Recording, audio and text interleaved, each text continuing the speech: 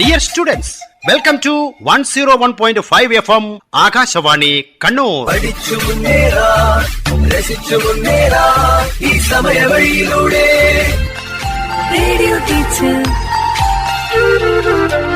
Radio teacher. ആശയം ആവിഷ്കാരം PV Prashant Kumar. Dear students, 2024 മാർച്ചിൽ SSLC പരീക്ഷ എഴുതുന്ന എല്ലാ കുട്ടികൾക്കും വിജയാശംസകൾ. ഉയർന്ന മാർക്കിലേക്ക് ആകാശവാണിയുടെ ഒരു വഴികാട്ടിയാണ് രാത്രി 8 മണിക്കുള്ള റേഡിയോ ടീച്ചർ പ്രക്ഷേപണ പരമ്പര. ശ്രദ്ധയോടെ കേട്ട് പഠിക്കുക. Radio teacher, Let us start. Radio teacher, radio teacher.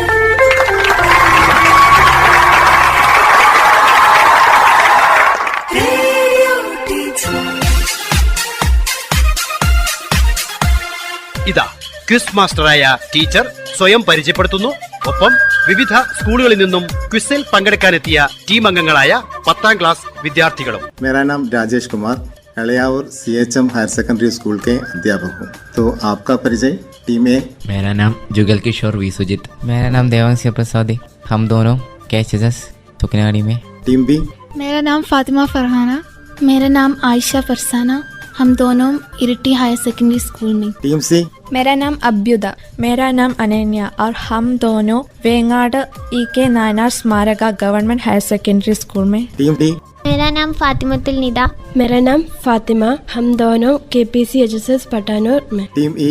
मेरा नाम संकीर्तना. मेरा नाम अनामिका और हम कड़मपुर हायर सेकेंडरी स्कूल से आ रही हूँ. तो बच्चों, आज के प्रश्नोत्तरी हम शुरू करेंगे. Radio teacher. हमारी हिंदी किताब के पहली जो इकाई उसमें पहला पाठ क्या है? बीर बखूटी. वो एक कहानी है. ये आपको मालूम है कहानी है. मेरा सवाल ये है कि बीर बखूटी कहानी किसने लिखी है? टीम ए. प्रभात. सही उत्तर है प्रभात. बहुत अच्छा. 10 अंक. और आगे जाएंगे. इस कहानी से हम पटकथा बना सकते हैं, है ना? तो ये पटकथा बनाते समय किन किन बातों पर ध्यान देना है? Team B. स्थान, समय, पात्र, उम्र, वेशभूषा, घटना और दृश्य का थोड़ा सा विवरण और अंत में संवाद भी जोड़ना, है ना? सही है. उसको भी 10 अंक. तो पटकथा में घटना के अनुसार स्थान, समय, पात्र, वेशभूषा, आयु और दृश्य का विवरण और संवाद आदि जरूरी है. तो मेरा तीसरा सवाल, ये बच्चे बीर बखूटियों को कब और कहां से खोज रहे हैं? टीम सी. स्कूल जाने से कुछ दिन पहले वो बीर बखूटियां खोजते हैं गेट की पास. उत्तर तो पूरा नहीं हुआ. मेरा सवाल ये है कि पहला जो भाग है उधर एक पटकथा है, तो उस पटकथा में स्थान और समय चाहिए. नहीं मालूम तो बस करेंगे. Team D. स्थान, रास्ता और समय सवेरे 9 बजे. सवेरे. ठीक है. तो ये खेत भी हो सकता है. तो स्थान तो खेत है और समय सवेरे. तो टीम डी के लिए 5 अंक. अगला सवाल टीम डी के लिए है. इस कहानी का मुख्य पात्र कौन कौन है और उनकी आयु, वेशभूषा आदि भी बताना है. मुख्य पात्र बेला और साहिल. आयु 11 साल. वेशभूषा वर्दी, स्कूली वर्दी. स्कूली वर्दी. ठीक है. बहुत अच्छा. 10 अंक. और आगे टीम डी के लिए, ये घटना किस मौसम में हुई है? बारिश की. बारिश के मौसम में. और एक भी सवाल है, कहानी में इसकी झलक कैसे मिलती है? कहानी में आपको कैसे मालूम हुआ है ये बारिश का मौसम है? क्योंकि पहले बारिश के बारे में कर रही है कि यानी कि बादल बहुत बरस लिए थे और खेत में सब जगह गीलापन है. गीलापन है और घास में पानी की बूंदे बूंदे हैं. बहुत अच्छा, बहुत अच्छा. और एक पॉइंट भी है उधर. क्या है कि ये बीर बखूटी क्या है? एक बरसाती कीड़ा है ना? ये बरसात के मौसम में ही होता है. तो बरसात का मौसम है. तो पहले जो राउंड है यहाँ खत्म हो गया. पहले राउंड में टीम ए के लिए 10 अंक मिला है. टीम बी के लिए 10 अंक. टीम सी को अंक नहीं मिला है और टीम डी को 15 अंक और टीम ई को 10 अंक.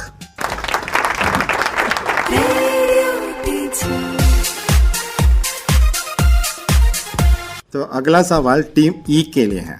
मुझे पेन में स्याही भी भरवानी है दुकान से।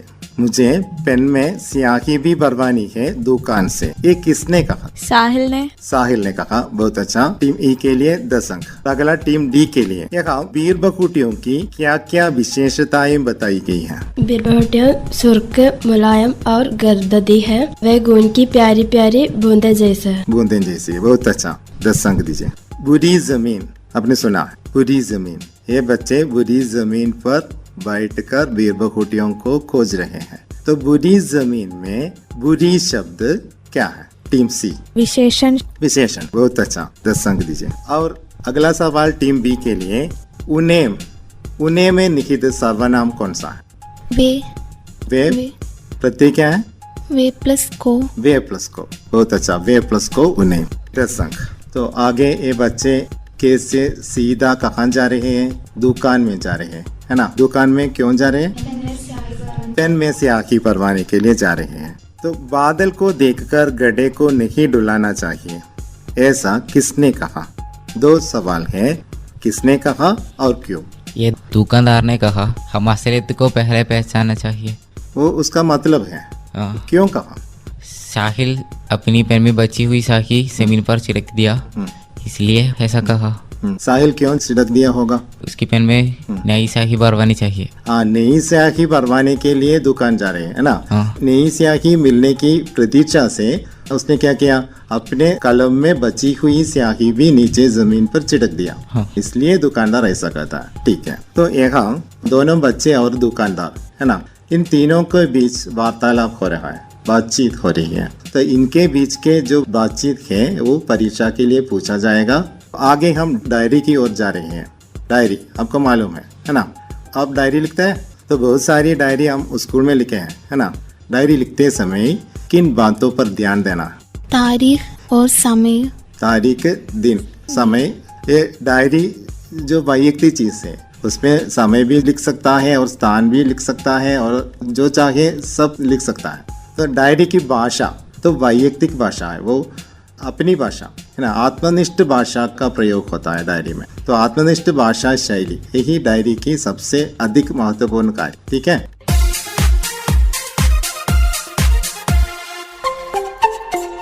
Radio teacher.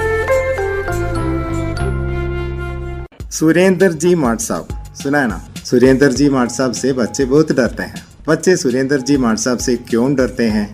टीम ए। एक छोटी सी भी गलती को सुरेंद्र जी बच्चे को झापट मारना शुरू करते हैं और इधर उधर फेंकना करता है। तो छोटी सी गलती पर बच्चों को झापट मारते हैं और इधर उधर फेंक देते हैं, इसलिए बच्चे उनसे डरते हैं। ठीक है। 10 अंक। सुरेंद्र जी माट साहब ने बेला से कैसा व्यवहार किया? क्या क्या है बेला को? सुरेंद्र जी माट साहब ने बेला के बालों में पंजा फंसाया। पंजा फंसाया। और फिर क्या किया? वो कॉपी जांच रहे हैं, है ना। कॉपी जांचते समय ऐसा किया है। फिर उसे समझ गया कि क्या है, बेला ने कोई गलती नहीं की है। बेला को छोड़कर कॉपी को बैठने की जगह पर फेंकते हुए कहा, बैठ अपनी जगह पर, है ना। ठीक है। तो उनको भी पूरे अंक दीजिए। अगला सवाल टीम सी से। सुरेंद्र माट साहब का व्यवहार क्या अच्छा है? इसके बारे में आपका मत क्या है? नहीं, सुरेंद्र माट साहब बच्चे के बारे में सोचता भी ही नहीं, वो खुद के बारे में सोचता है और एक छोटा सा गलती में, एक छोटी सी गलती के लिए बच्चों को इतना ज्यादा सजा देना नहीं चाहिए। दंड देना अच्छा नहीं है। ठीक है। और एक अध्यापक अपने बच्चों से वात्सल्यपूर्ण व्यवहार करना चाहिए, है ना। ठीक है। 10 अंक। अगला टीम डी के लिए। बेला का मन बहुत खराब हो गया। बेला साहिल से नजर नहीं मिला पाई, क्यों? साहिल के नज़र बेला अच्छी है। कॉपी में गलती समझकर सुरेंद्र जी ने बेला को बालों में साहिल के सामने पंजा फंसाया तो दुख होती है। ठीक है। बेला समझती है कि साहिल की नज़र में वो बहुत अच्छी लड़की है। इधर माट साहब ने साहिल के सामने ही बेला से ऐसा व्यवहार किया है, तो बेला बहुत शर्मिंदा महसूस करती है, इसलिए वो साहिल के पास आकर बैठी लेकिन उससे नजर नहीं मिला पाई। ठीक है। 10 अंक। और आगे दीपावली की छुट्टियां होती है। तो दीपावली की छुट्टियों के बाद स्कूल खुलता है तो बेला के सिर पर एक सफेद पट्टी बंधी थी, है ना। बेला को क्या हो गया था? टीम ई। बेला छत में गिर गई, इसलिए बेला के सिर पर सफेद पट्टी बांधी थी। छत से गिर गई. ठीक है 10 अंक. ഇപ്പൊ രണ്ടാം റൗണ്ടും മൂന്നാം റൗണ്ടും കഴിഞ്ഞപ്പോൾ team A B C D E എല്ലാവർക്കും 20 പോയിന്റ് വീതം കിട്ടിയിട്ടുണ്ട്. Radio teacher. कुछ दिन बाद साहिल को भी ऐसा कुछ हुआ था. साहिल को क्या हुआ था? टीम ई. साहिल घर में पेट में झूलने समय टूटा स्टूल की कीला साहिल की पिंडली में गहरा गड्ढा बनती थी, इसलिए साहिल की पिंडली में सफेद पट्टी बांधी थी। छुट्टियों के दिन रविवार के दिन साहिल घर से एक टूटे स्टूल पर चढ़कर पेड़ की डाली पकड़कर झूलता था. तब टूटे स्टूल की एक कील साहिल की पिंडली में लग गई. 1 इंच गहरा गड्ढा हो गया और पिंडली में एक पट्टी बांधी है ना. बेला के सिर पर पट्टी है और साहिल के पिंडली में पट्टी. ठीक है बहुत अच्छा 10 अंक. और आगे कहानी का अंतिम भाग है. दोनों बच्चे 5वीं कक्षा में पढ़ते हैं. तो 5वीं कक्षा का रिजल्ट आ गया. रिजल्ट जानकर दोनों बच्चे साहिल और बेला दुखी हो जाते हैं. वे क्यों दुखी हो जाते हैं? Team D. 5वीं कक्षा के बाद साहिल और बेला अलग अलग हो गए. साहिल अजमेर बेज हॉस्टल में और बेला राजकीय कन्या पाठशाला में. ये स्कूल केवल 5वीं तक है. तो ये बच्चे 5वीं से चढ़ी में आ गई है. चढ़ी में पढ़ने के लिए दूसरे स्कूल में जाना पड़ेगा. तो बेला को वे राजकीय कन्या पाठशाला में भेज रहे हैं, साहिल को अजमेर में. तो अपने बिछुड़न माने वेरपाड़ बिछुड़न के बारे में सोचकर वे दोनों बहुत दुखी हैं. ठीक है पूरा अंक दीजिए उन्हें. अगला सवाल टीम सी के लिए है. ये थोड़ा व्याकरण है. सुनिए ध्यान देकर सुनिए. 5वीं से चढ़ी में चली गई लड़की जा रही थी. तो 5वीं से चढ़ी में डैश लड़का डैश. लड़की के बदले लड़के का प्रयोग करना है. 5वीं से छठी में चला गई एक लड़का जा रहे हैं. नहीं टीम बी. चला गया एक लड़का जा रहा था. हाँ चला गया लड़का जा रहा था. बहुत अच्छा. Radio teacher. अगला वाक्य पिरामिड. मालूम है ना वाक्य पिरामिड? टीम बी के लिए सवाल. वाक्य पिरामिड ध्यान देकर सुनना. साहिल देख रहा था. साहिल रिपोर्ट कार्ड देख रहा था. तो दुख से बेला का 2 शब्द है. साहिल रिपोर्ट कार्ड देख रहा था. साहिल बेला का रिपोर्ट कार्ड देख रहा था. अच्छा साहिल बेला का रिपोर्ट कार्ड देख रहा था. साहिल दुख से बेला का रिपोर्ट कार्ड देख रहा था. बहुत अच्छा. तो अगला सवाल टीम ए के लिए. साहिल और बेला दोनों की दोस्ती आपको मालूम है. और यहाँ 4 अंक का प्रश्न पूछते हैं साहिल और बेला की दोस्ती पर एक टिप्पणी लिखने के लिए. तो उस टिप्पणी में आप क्या क्या लिखेंगे? टीम ए. हेडिंग शीर्षक चाहिए. और एक गंड. शीर्षक क्या देंगे? दोस्ती. दोस्ती के बारे में बताइए. बेला और साहिल दोनों अच्छा दोस्ती है. वह दोनों में एक दूसरे के प्यार करता है और एक दूसरे को ध्यान करती है.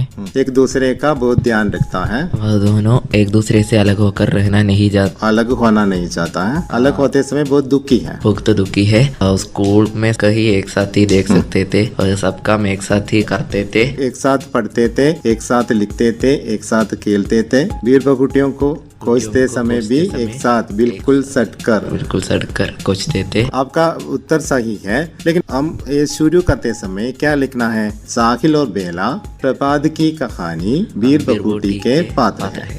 वे दोनों स्कूली बच्चे हैं. दोनों 5वीं कक्षा में पढ़ते हैं. ऐसा शुरू करना है. ठीक है उनको भी 10 अंक दीजिए. Radio teacher. बच्चों और एक प्रश्न भी आते हैं. सही प्रस्ताव चुनकर लिखना. तो आगे सवाल टीम ए के लिए आना. तो आपको बताना है कि यह सही है या गलत. तो ध्यान देकर सुनना है. बेला और साहिल स्कूल से वीर बखूटियां खोजते हैं. गलत. कहाँ से खोजते हैं? खेत से खोजते हैं. उनको 10 अंक दीजिए. Team B. साहिल की पिंडली में कील लग गई थी.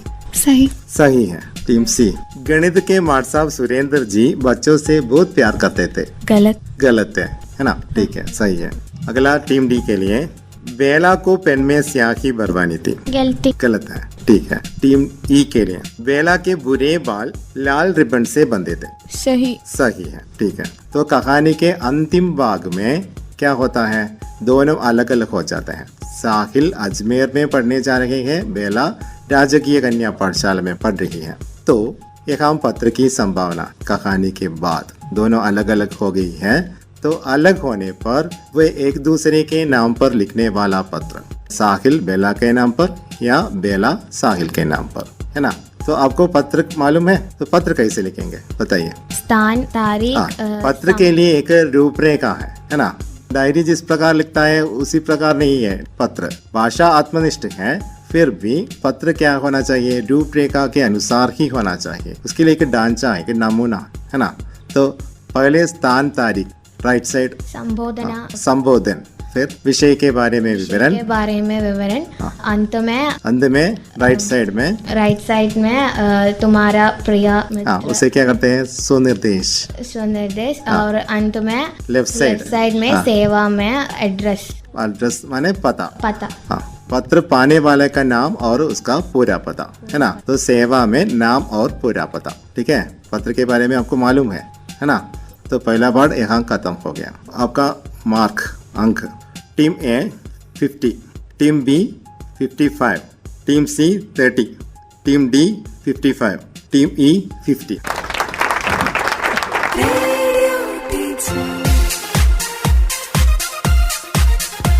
बच्चों, अब हम दूसरे पार्ट के ओर जाएंगे।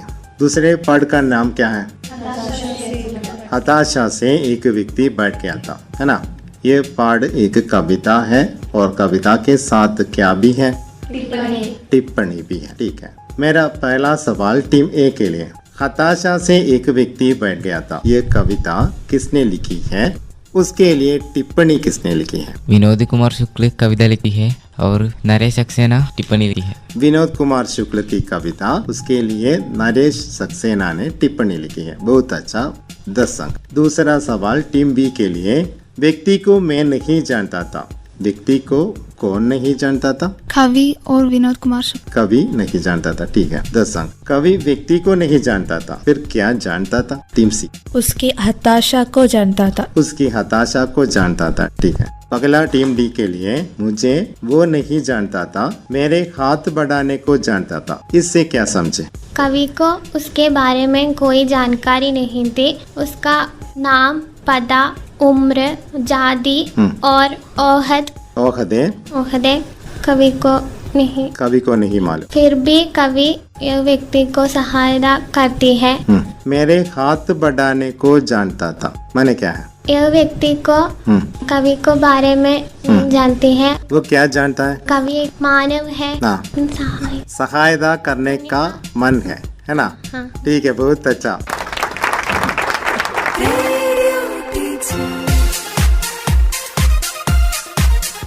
SSLC പാഠങ്ങൾ ഉൾക്കൊള്ളിച്ച പ്രതിദിന പ്രശ്നോത്തരി തുടരുന്നു. वो कवि को उस व्यक्ति के बारे में पता नहीं है, उस व्यक्ति को कवि के बारे में भी नहीं, लेकिन दोनों क्या जानते हैं, कवि व्यक्ति की हताशा जानते हैं और उसकी मदद करने का एक मन है। व्यक्ति जानता है कि कवि मदद करने के लिए तैयार है, ठीक है। अगला टीम ई के लिए वाक्य पिरामिड है, जानते थे, चलने को जानते थे, दोनों साथ ब्रैकेट में, साथ चलने को जानते थे, दोनों साथ चलने को जानते थे, तो दोनों चलने को जानते थे, वो भी ठीक है ना, इस प्रकार भी लिख सकता है, ठीक है। पूरा अंक 10 अंक। तो आगे टीम ई के लिए इस कविता का संदेश क्या है, दो मनुष्यों के बीच मनुष्यता का एहसास यानी मानवीय संवेदना होनी जरूरी है, जानकारियाँ जरूरी नहीं है। बहुत अच्छा, दो व्यक्तियों के बीच मानवीय संवेदना होना है ना। एक को दूसरे की सहायता करना है, मदद करना है, दान देना, भाईचारा, उदारता आदि गुण है ना, तो वो सभी आदमियों में होना चाहिए, यही बताया, ठीक है, बहुत अच्छा है, 10 अंक। अगला टीम डी के लिए, तो उसके टिप्पणी में बताता है, क्या बताता है, जानने शब्द के बारे में हमारी जानी पहचानी रूढ़ी। ये जानी पहचानी रूढ़ी क्या है, नाम, पता, उम्र, ओहदे और जाति।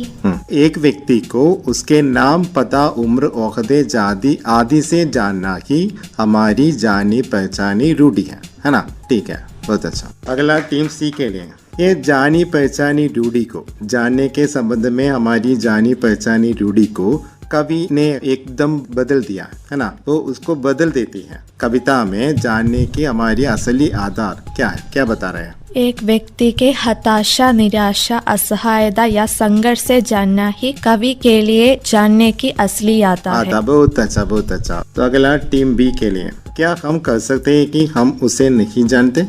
आपका मत प्रकट करें। सड़क पर घायल पड़े अपरिचित को देखकर क्या हम कह सकते हैं कि हम उसे नहीं जानते? हम उनके मदद करने, हम मदद करते हैं, ऐसा कह सकते हैं क्या? हम नहीं जानते? नहीं, ऐसा बिल्कुल नहीं कह सकते हैं। हम तुरंत उसकी मदद करने लगते हैं, है ना। ठीक है, अगला टीम ए के लिए, उसे सर्वनाम और प्रत्यय अलग कर दीजिए। उसे वह प्लस को, वह प्लस को, है ना। बहुत अच्छा। ये वह प्लस को प्रत्यय जोड़ने पर क्या वह प्लस को उसको है, उसका शॉर्ट फॉर्म है उसे, है ना। उसी प्रकार को प्रत्यय के लिए ऐसा दो जो रूप है, एक तो शॉर्ट फॉर्म भी होता है, उसको, उसे। वहाँ ध्यान देने की बात ये है कि वह प्लस से क्या है? उससे, उससे है, उसे, उससे, दोनों में एक अंतर है। ठीक है। Radio teacher. टीम ए के लिए अगला सवाल, हमने बताया हम इस कविता से हम जान लेते हैं कि उदारता, भाईचारा, सहानुभूति आदि मानवीय गुण सब में होना है ना। ये मानवीय गुण, मानवता, मनुष्यत्व, इसका एक सर्वश्रेष्ठ उदाहरण है दान। दान देते हैं ना, ऐसे कुछ दान है हमको नहीं पता है वो हम किसको दान दे रहे हैं। हम दान देते हैं लेकिन हमको नहीं पता क्या है, हम किसको दान दे रहे हैं। ऐसे कुछ दान है, वो क्या है मालूम नहीं? ബ്ലഡ് ഡൊണേറ്റ് ചെയ്യുന്നില്ലേ നമ്മൾ ബ്ലഡ് ബാങ്കിലല്ലേ നമ്മൾ ബ്ലഡ് കൊടുക്കുന്നത്. നമ്മൾ അറിയുന്നില്ലല്ലോ ഈ ബ്ലഡ് ആർക്കാ കൊടുക്കുന്നത്. അതിന് അവയവദാനം ഇപ്പം പിന്നെയും പല ആൾക്കാരും അറിഞ്ഞിട്ട് ചെയ്യുന്നുണ്ട്. മരിച്ച ആൾക്കാരുടെ കണ്ണുകളും അവയവങ്ങളൊക്കെ കൊടുക്കുന്നില്ലേ, അപ്പം അങ്ങനെ കൊടുക്കുമ്പോൾ അത് നമ്മൾ അറിയുന്നില്ലല്ലോ ഇന്നയാൾക്കാണ് ദാനം ചെയ്യുന്നതെന്ന്. വലിയൊരു മഹത്തായ മനുഷ്യത്വമല്ലേ അത്, അല്ലേ? ഈ രക്തദാൻ, അവയവദാൻ, നേത്രദാൻ आदि बहुत अच्छा मानवीय कार्य है ना। तो रक्तदान, अवयवदान आदि को प्रोत्साहन देने के लिए एक पोस्टर बनाना है। दान को बढ़ावा देने के लिए, प्रोत्साहन देने के लिए पोस्टर बनाना है। पोस्टर कैसे बनाएंगे, ये टीम ए के लिए सवाल है। शीर्षक चाहिए और आशय, संदेश, उसमें क्या लिखेंगे बताइए? 4 बिंदुएं बताइए एक एक करके। अवयवदान जीवन का दान, अपने जीवन से दूसरों के जीवन को रक्षा करो। दान एक पुण्य कर्म है ना। दानी ही ज्ञानी है, जो दान देता है वो ज्ञानी है। रक्तदान, जीवन दान, अवयवदान, महादान, या रक्तदान, महादान, अवयवदान, जीवन दान। 4 पॉइंट हो गया ना। तो परीक्षा में 4 पॉइंट लिखना है, ठीक है। उनको भी 10 अंक दीजिए। Radio teacher. तो अगला जो पाठ भाग है वो क्या है? वो भी एक कविता है। तीसरा पाठ, कविता का नाम क्या है? टूटा पखिया। तो मेरा सवाल ये है कि टूटा पखिया कविता किसने लिखी है? धर्मवीर भारती। धर्मवीर भारती ने लिखी है, ठीक है। 10 अंक दीजिए। अगला सवाल टीम सी के लिए, कविता में टूटा पखिया किसका प्रतीक है? लघु मानव। लघु मानव या उपेक्षित मानव, ठीक है। अगला टीम डी के लिए, लेकिन मुझे फेंको मत, ऐसा किसने कहा है, क्यों? 2 सवाल। टूटा पहिया ने कहा है। टूटा पहिया ने कहा है, हाँ। टूटा पहिया हमसे कहते हैं, टूटे होने से मुझे मत फेंको, तुम्हें भी मेरे जैसे टूटे पहियों का सहारा लेना पड़ेगा। टूटा पहिया कहता है मुझे अनुपयोगी समझकर नहीं फेंकना।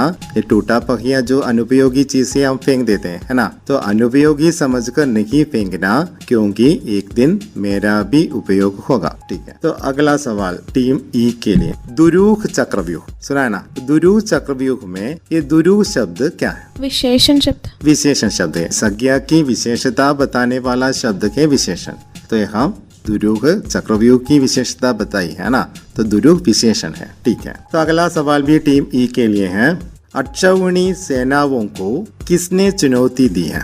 अक्षौहिणी सेना को अभिमन्यु ने चुनौती दी है, बहुत अच्छा। अगला टीम डी के लिए, निरायुध अभिमन्यु को महारथियों ने क्या किया? निरायुध होकर लड़ने के लिए आए अभिमन्यु को महारथियों ने क्या किया? रण क्षेत्र में अकेले बन गए अभिमन्यु, अनेक महारथों से घेर लिए गए।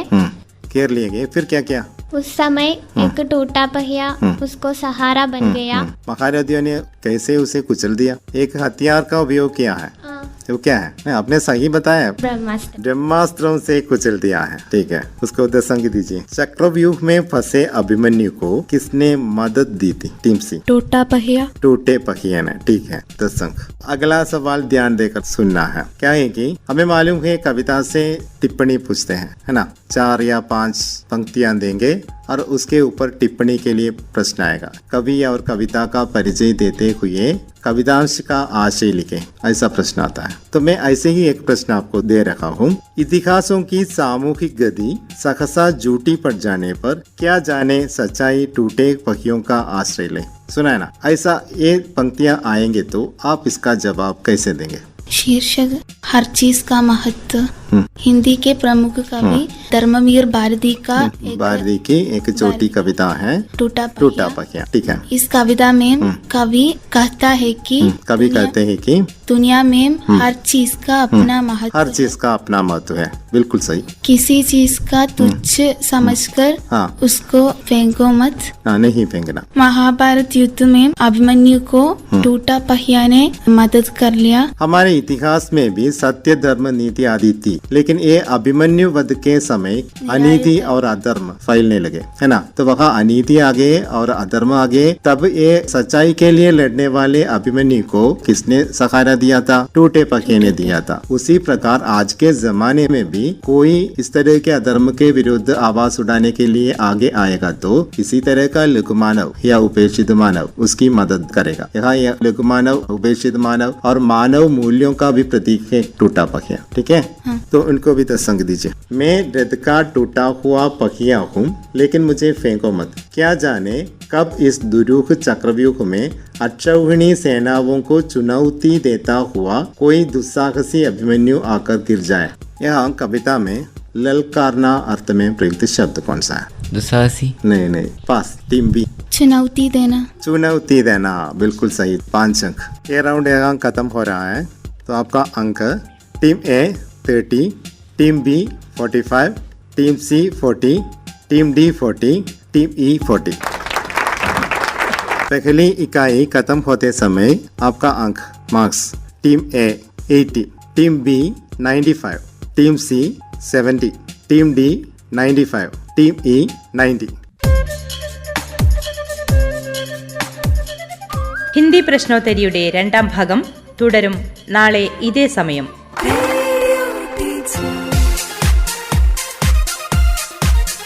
റേഡിയോ ടീച്ചർ നാളെ ഇതേ സമയം. അവതരണം ആകാശവാണി കണ്ണൂർ. ആശയം ആവിഷ്കാരം PV പ്രശാന്ത് കുമാർ. നിർവഹണ സഹായം AK രതീഷ്, സീഷ മാനു, ശ്രീകല ബിജു, ജ്യോതി രാജീവ്, കവിതാ നാഥ്.